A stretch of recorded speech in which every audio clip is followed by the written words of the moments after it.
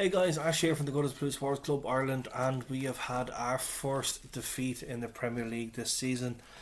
So feeling very, very deflated, as you can imagine, and obviously with the system I have here, it only gives me 7 minutes. So this is part one of two for Southampton 2, Everton nil. Absolutely, to put it the most polite way I can think of, absolutely twatted by Southampton at St Mary's. We weren't in the game from the first minute until the last few minutes. It was just an absolute dire performance. And maybe, can you put it to an off day? Can you put it to being overconfident? Or can you put it to, as far as I'm concerned, a simple reasoning that once we lose key players in this squad, we are average. No disrespect to Southampton, who deserved it 100% on the day. They marched us off the pitch. They were definitely 100% the better side. We've lost Seamus Coleman to injury. Richarlison obviously, getting sent off. James Rodriguez definitely wasn't fit today. Although he did have that wonderful cross for Sigurdsson early in the game. If that had gone in, maybe things may have changed. I don't know. Only the man above could tell you that. But then to see that Luca Dean gets himself sent off, and again it'll start off the Reds of, oh, you took out Van Dijk in our game, now you sent off Dean, and he went off after Walker Peters, and he sent him off, and he went dangerous Everton players now hurting other players. We'll get to that in a couple of minutes, but on the game itself, it was very, very slow starting. Southampton were much quicker, much out of the traps, and even from the first minute, they were on the get-go, and you could kind of see, okay, the confidence in your own mind was going, okay, they're going to beat us. It disappeared very, very quickly. Seeing Gylfi then, he started in place of Andre Gomez, which apart from his chance, yeah, he did all right. But I still think Gomez would have been better in there. I think we would have been better defensively with him in there, because Alan just seemed to be not on the pitch whatsoever. I think I only heard his name being mentioned in commentary 2 times, and the first one was in the second half when I think he kind of did he lunge at a player or somebody lunged at him, and he roared at them, and the commentary was laughing at Alan over that. And then in the second half, when they could have went 3-0 up, Alan did. He got back to save the blushes of getting a third goal. So the only incident, I think from a positive, was that it was a lovely cross to the far side of the pitch by James Rodriguez, and he found Gylfi Sigurdsson, and then Gylfi Sigurdsson came in on the left hand side onto his right foot, and he, almost perfect, you could call it. It crashed off the crossbar. Keeper had no breeze block what was going on.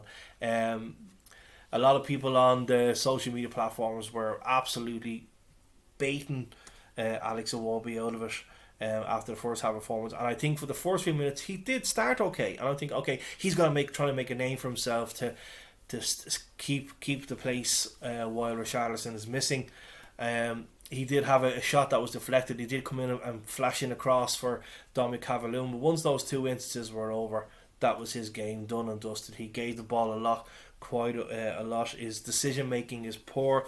He sees an easy pass and he tries not. He just ignores it.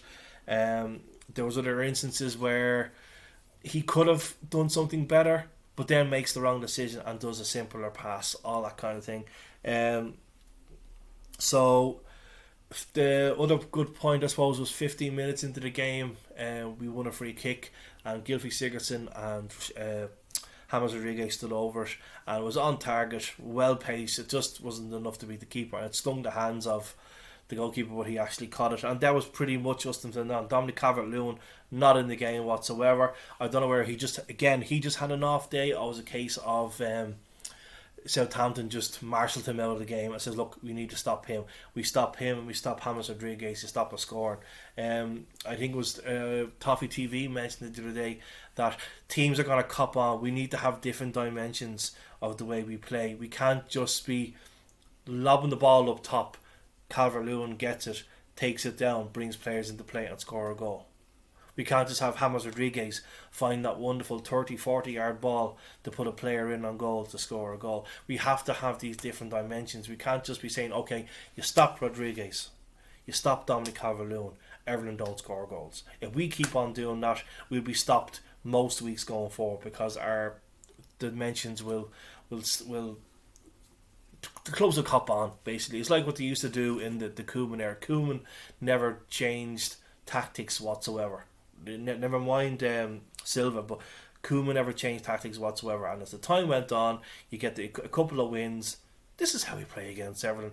He's going to do that to him. A's going to give it to B. B's going to give it to D. D give it back to C, and then C will give it to E, and he puts it in the goal. And once you stop those different dimensions, that's how you stop things.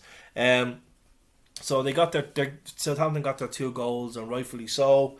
There was another one that Pickford put over the header from over the bar. After he did pull off a lovely save just before the first goal. So again, proving that if he wants to, he can actually score goals.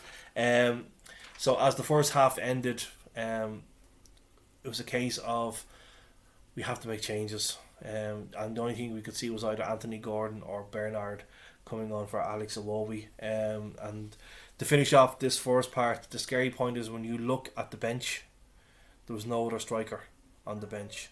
We're short of a striker. We're short of another centre back. Godfrey is not a right back. Yes, he had a lovely, great game against Liverpool. He did well, but today he was very poor. Anytime he got into the attacking mindset that would normally be in a right back, he completely missed out. I mean, that's part 1. Join us very, very shortly for part 2 of Southampton to Everton.